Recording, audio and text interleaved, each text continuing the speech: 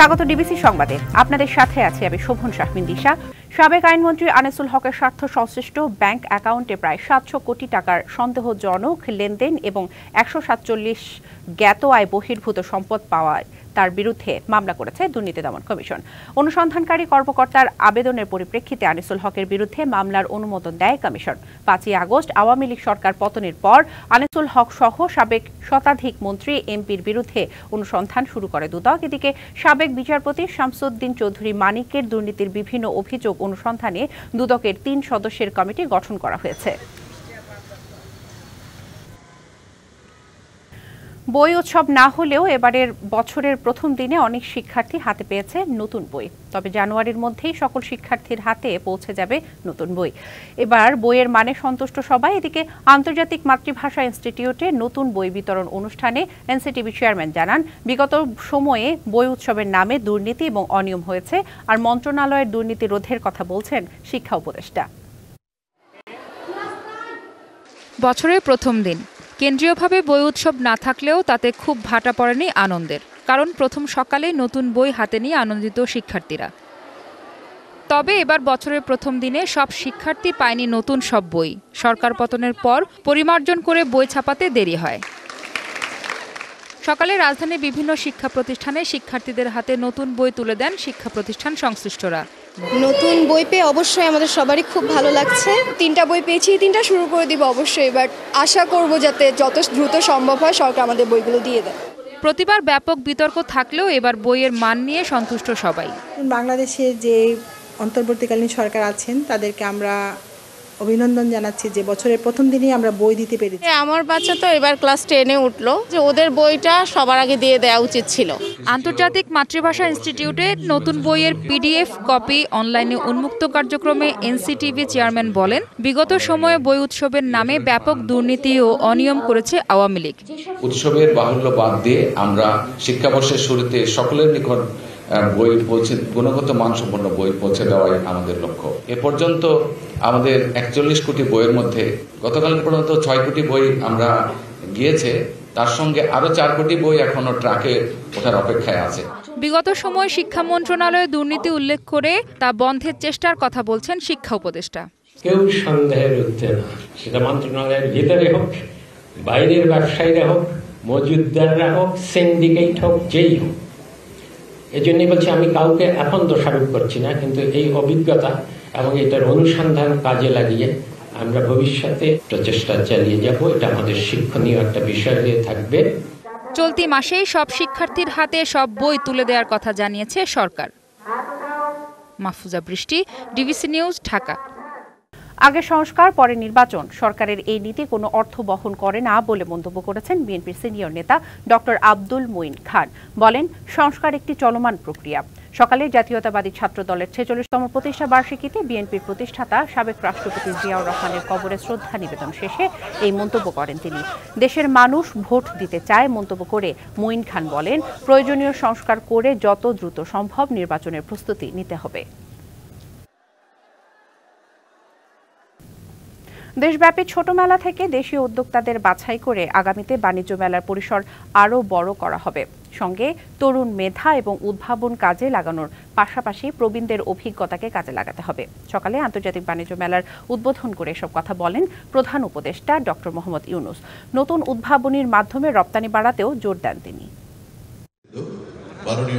বুধবার সকালে পূর্বাচলের Bangladesh China friendship exhibition সেন্টারে 29তম ঢাকা আন্তর্জাতিক বাণিজ্য মেলার উদ্বোধনী আয়োজন।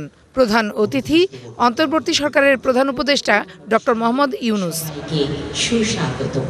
বিনিয়োগ বাড়াতে সুদ সহনীয় পর্যায়ে আনবে সরকার, এমনটা জানান বাণিজ্য উপদেষ্টা।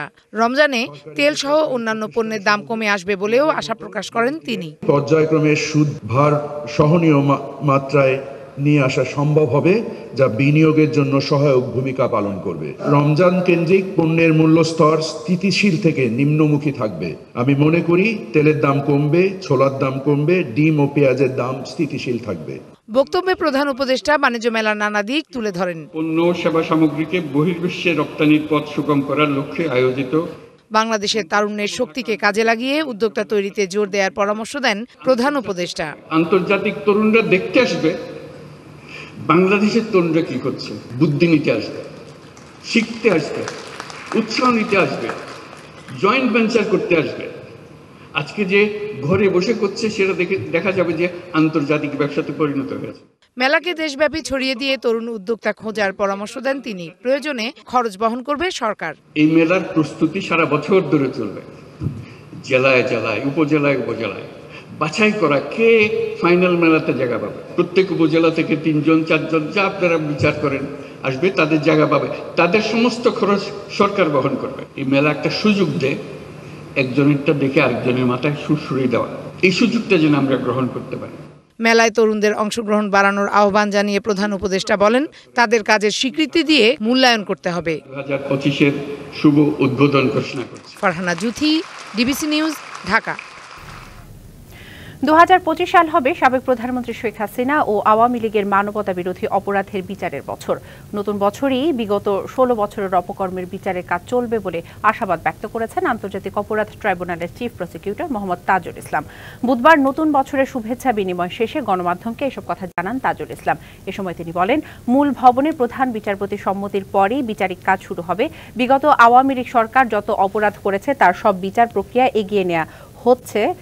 জুলাই আগস্টে সংঘটিত মানবতা বিরোধী অপরাধের তদন্ত চলছে। শেখ হাসিনাকে ভারত থেকে ফিরিয়ে আনার রাষ্ট্রীয় সিদ্ধান্ত। বিচার কাজ এগিয়ে নেবে ট্রাইব্যুনাল। এদিকে 5ই আগস্টে চাংখারপুলে 5 জনকে হত্যা মামলায় পুলিশ কনস্টেবল সুজনের বিরুদ্ধে গ্রেপ্তারি পরোয়ানা জারি করেছে ট্রাইব্যুনাল।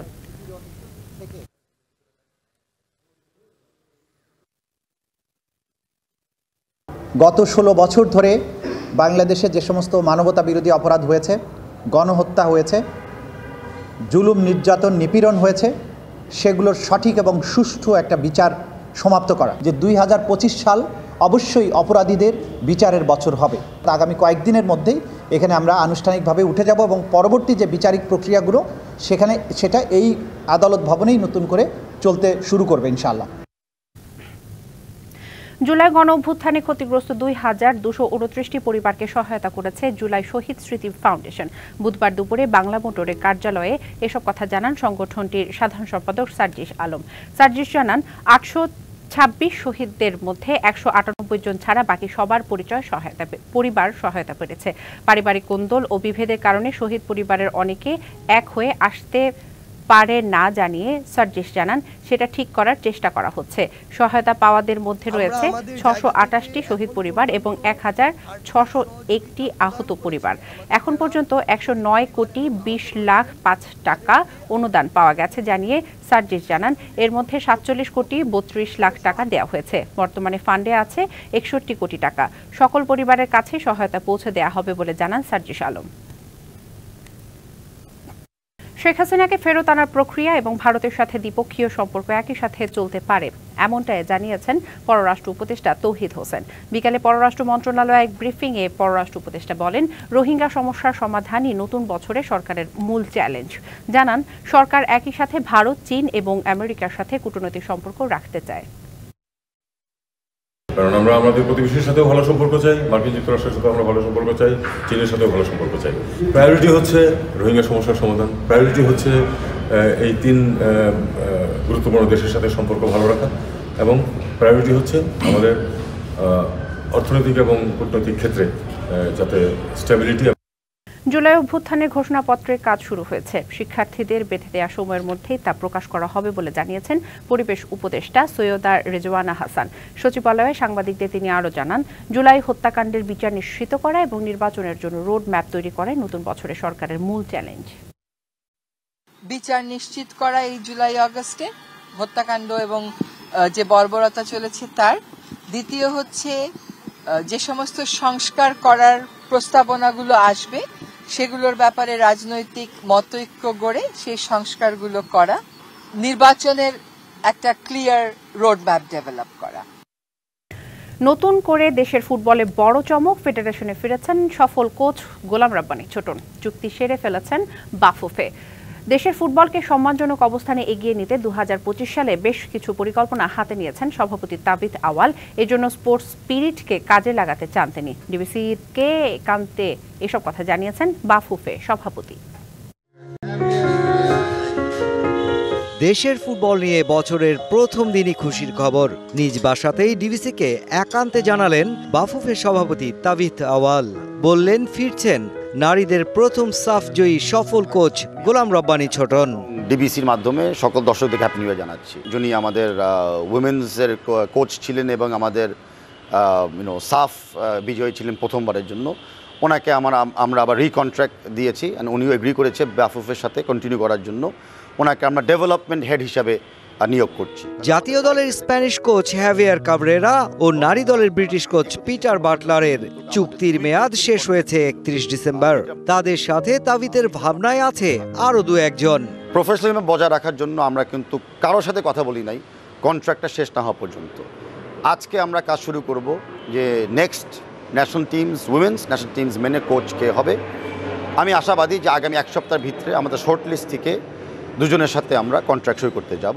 দেশের ফুটবলে কেমন যাবে 2025 পুরো বছরের পরিকল্পনা নিয়ে কথা বলতে গিয়ে নিজের চ্যালেঞ্জের কথাও বললেন তাবিত। জানা গেল বিগত কমিটির রেখে যাওয়া 33 কোটি টাকারও বেশি ঋণ পরিশোধের ব্যবস্থা নিচ্ছে ফেডারেশন। যে বিগত কমিটির অনেক সফলতারও আমরা ক্রেডিট পাচ্ছি। বিগত কমিটির কিছু নেগেটিভ কাজেরও কিন্তু বোঝা আমাদের উপরে চলে এসেছে। আমরা যে ঋণ দেখেছি সেই ঋণ চুক্তিগুলো আমরা রিভিউ করছি। আমি বিশ্বাস করি যে অনেকটা খানিক এই অ্যামাউন্টটা কমেও যাবে, আর অল্টারনেটিভভাবে সেগুলোকে আমরা ম্যানেজ করতে পারবো। নিজের রাজনৈতিক ব্যস্ততায় ফুটবলের পরিকল্পনা বাস্তবায়নে কোনো ছেদ পড়বে না বলেও নতুন বছরে নিশ্চিত করেছেন তরুণ এই সংগঠক। ধন্যবাদ ডিবিসিকে সময় দেওয়া। Thank you DBC. যেমনটি শুনছিলেন তাবিদ আওয়ালের কাছে, তিনি বলছিলেন বাংলাদেশের ফুটবলকে এগিয়ে নেবার জন্য তার যে পরিকল্পনা, সেই পরিকল্পনাটা কিন্তু 2025 সালের আজকের এই প্রথম দিন থেকেই তিনি এগিয়ে যেতে চান এবং দেশের ফুটবলকে মানুষের প্রত্যাশার কাছে পৌঁছে দিতে চান। Mushfiqur Rahman, DBC news, Dhaka. দর্শক, এই ছিল আমার কাছে। এরপর আন্তর্জাতিক সংবাদ নিয়ে আসবেন মৌসুমী শান্তা। নিয়ে নিচ্ছে আরও একটি বিরতি, সঙ্গেই থাকুন। বর্ণাঢ্য আয়োজনে মধ্যপ্রাচ্যের দেশগুলোতে বরণ করা হলো 2025 সালকে, যাতে অংশ নিয়েছেন সব বয়সী মানুষ। রঙিন আতশবাজি, আলোকসজ্জার ঝলমলে আলোয় নতুন বছরকে বরণে কোনো কমতি ছিল না। বর্ণিল এমন আয়োজনে মুগ্ধ লাখো দর্শনার্থী। নতুন বছরকে বরণে বিশ্বের সবচেয়ে উঁচু ভবন দুবাইয়ের বুর্জ খলিফায় ছিল চোখ ধাঁধানো আতশবাজির রোশনাই। কাতারের লুসাই বুলেভার্ডে জমকালো ড্রোন ও আতশবাজি প্রদর্শনের মাধ্যমে নববর্ষকে স্বাগত জানিয়েছে দেশটির নাগরিকরা। ছিল চোখ ধাঁধানো কাউন্টডাউন। এদিকে আতশবাজি দিয়ে নববর্ষকে স্বাগত জানাতে দামেস্কের ক্রিসমাস মার্কেটে জড়ো হয়েছিল হাজারো লোক। অনেকে সিরিয়ার পতাকা নেড়ে স্বাগত জানিয়েছে নতুন বছরকে। রং বেরঙের আলোর ঝলকানির সাথে আতশবাজির শব্দে আনন্দে উল্লাসে মেতে ওঠেন তারা।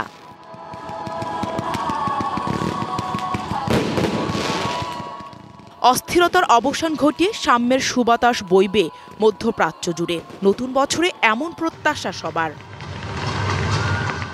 Nahida Rinthi, DBC news desk. এই ছিল ডিবিসির আন্তর্জাতিক সংবাদে। ডিবিসির সঙ্গেই থাকুন।